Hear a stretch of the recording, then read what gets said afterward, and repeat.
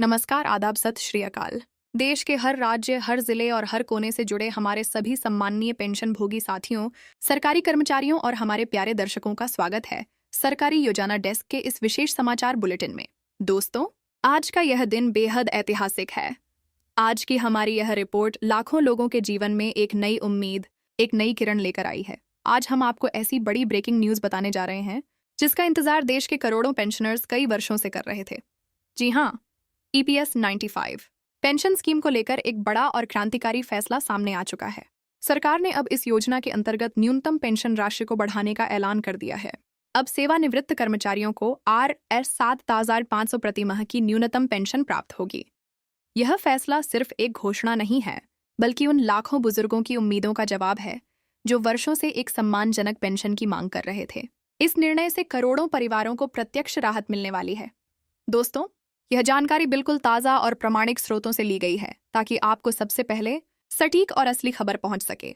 हम आपको आज के इस बुलेटिन में बताएंगे यह नई पेंशन योजना किन लोगों पर लागू होगी, आवेदन की प्रक्रिया क्या है, आवश्यक दस्तावेज कौन से हैं और सबसे अहम बात, यह योजना कब से प्रभावी होगी। तो इस वीडियो को अंत तक ध्यान से जरूर देखिए, क्योंकि जानकारी पूरी समझना जरूरी है ताकि कोई लाभ आपसे छूट न जाए। EPS 95 पेंशन में बड़ा बदलाव। दोस्तों, जैसा कि आप जानते हैं, EPS 95 योजना के तहत लंबे समय से सेवानिवृत्त कर्मचारियों को बहुत ही कम पेंशन मिल रही थी। कई बुजुर्ग मात्र 8,000 से 8,500 तक की राशि में अपना गुजारा कर रहे थे। आज के महंगाई भरे दौर में यह रकम किसी भी तरह से पर्याप्त नहीं थी, लेकिन अब केंद्र सरकार ने इन बुजुर्ग पेंशनर्स की मांगों पर सहमति जताते हुए एक ऐतिहासिक कदम उठाया है। सरकार ने यह निर्णय लिया है कि 1 अक्टूबर 2025 से प्रत्येक योग्य पेंशन भोगी को Rs 7,500 प्रति माह की न्यूनतम पेंशन दी जाएगी। यह फैसला EPFO, employees provident fund organisation और केंद्र सरकार के संयुक्त प्रयास से लागू किया गया है। सरकार का उद्देश्य है कि कोई भी पात्र पेंशन धारक इस लाभ से वंचित न रहे। इस नई व्यवस्था से देश भर में करीब 65 लाख से अधिक पेंशनर्स को प्रत्यक्ष फायदा मिलेगा। यह राशि सीधे आपके बैंक खातों में DBT यानी डायरेक्ट बेनिफिट ट्रांसफर के जरिए भेजी जाएगी। यानी अब किसी बिचौलिए की कोई भूमिका नहीं होगी, पैसा सीधा लाभार्थियों को मिलेगा। आवेदन प्रक्रिया और पात्रता। अब सवाल उठता है, इस बढ़ी हुई पेंशन का लाभ कैसे मिलेगा? तो ध्यान से सुनिए। आवेदन की प्रक्रिया बेहद आसान रखी गई है। ऑनलाइन आवेदन। आपको EPFO की आधिकारिक वेबसाइट पर जाना होगा। वहां EPS 95 पेंशन वृद्धि से संबंधित सेक्शन में जाकर एक सरल फॉर्म भरना होगा। ऑफलाइन आवेदन। जो बुजुर्ग साथी ऑनलाइन प्रक्रिया से परिचित नहीं हैं, वे अपने नजदीकी EPFO कार्यालय जाकर आवेदन कर सकते हैं। वहां विशेष काउंटर खोले गए हैं ताकि वरिष्ठ नागरिकों को किसी भी प्रकार की परेशानी न हो। आवश्यक दस्तावेज: आधार कार्ड, पेंशन ID या PPO नंबर, बैंक पासबुक, स्पष्ट खाता संख्या और IFSC कोड के साथ। सेवा प्रमाण पत्र, सर्विस सर्टिफिकेट या रिटायरिंग डॉक्यूमेंट। सरकार ने आवेदन की प्रक्रिया को इतना आसान बना दिया। पहले से पेंशन ले रहे पेंशनर्स के लिए जो पेंशन धारक पहले से Rs 1,000 या Rs 1,500 प्राप्त कर रहे हैं, उन्हें दोबारा आवेदन नहीं करना होगा। बस उन्हें एक अपडेटेशन फॉर्म जमा करना होगा जिससे यह सुनिश्चित होगा कि उनकी सभी जानकारी सही है। जैसे ही यह फॉर्म सत्यापित होगा, आपकी पेंशन स्वतः Rs 7,500 पर अपडेट हो जाएगी। नए आवेदकों के लिए जो लोग हाल ही में सेवानिवृत्त हुए हैं और पहली बार पेंशन हेतु आवेदन करने जा रहे हैं, उन्हें पूरा फॉर्म सर्विस हिस्ट्री और PF विवरण के साथ जमा करना होगा। EPFO ने इसके लिए पोर्टल पर क्विक अप्लाई का विकल्प भी जोड़ा है ताकि वरिष्ठ नागरिकों को कम से कम स्टेप्स में आवेदन की सुविधा मिले। सरकार का उद्देश्य और लाभ। दोस्तों, सरकार का लक्ष्य स्पष्ट है कि हर रिटायर्ड कर्मचारी को आर्थिक सुरक्षा और सामाजिक सम्मान मिल सके। Rs 7,500 की न्यूनतम पेंशन से बुजुर्ग कर्मचारियों को अपने रोजमर्रा के खर्चों जैसे दवाइयों, किराए, बिजली, पानी और राशन के खर्चों में काफी राहत मिलेगी। अब किसी को अपनी जरूरतों के लिए दूसरों पर निर्भर नहीं रहना पड़ेगा। यह सिर्फ पेंशन नहीं, बल्कि सम्मान के साथ जीवन जीने का अधिकार है। यह फैसला न सिर्फ बुजुर्गों के जीवन स्तर को ऊंचा करेगा, बल्कि सामाजिक सुरक्षा व्यवस्था को भी मजबूत बनाएगा। अब बात करते हैं आज की दूसरी बड़ी खबर की। जी हाँ दोस्तों, EPS 95 पेंशन के बाद हम लेकर आए हैं एक और बड़ी खुशखबरी।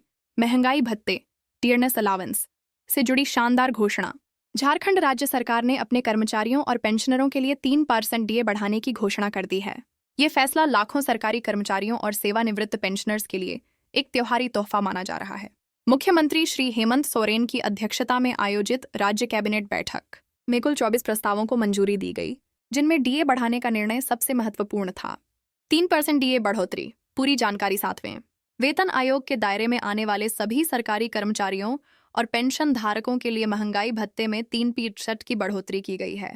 पहले डीए 55% था, जो अब बढ़कर 88% हो गया है। यह संशोधित दर 1 जुलाई 2025 से प्रभावी मानी जाएगी। इसका मतलब ये है कि कर्मचारियों को जुलाई, अगस्त और सितंबर इन 3 महीनों का एरियर बकाया भुगतान भी एक साथ दिया जाएगा।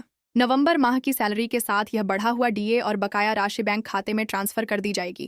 केंद्र और राज्यों की समान पहल झारखंड सरकार ने यह कदम केंद्र सरकार की तर्ज पर उठाया है।